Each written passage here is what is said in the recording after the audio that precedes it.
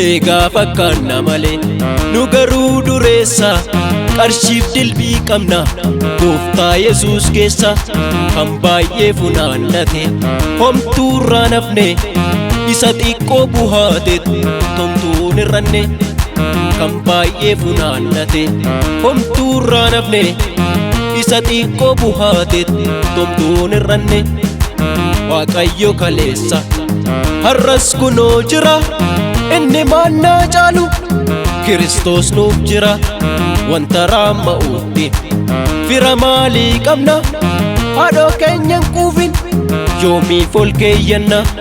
Wanta raama'uutti fira maalii qabna, haadhoo keenyan quufin yoomiif ol keeyyanna.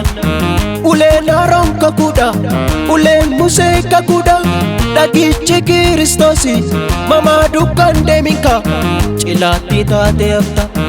Uleen Aroon kakuudha, uleen Musee kakuudha, dhagichi Kiristoosi mamaa dukkan deeminka cilaatti taate hafta.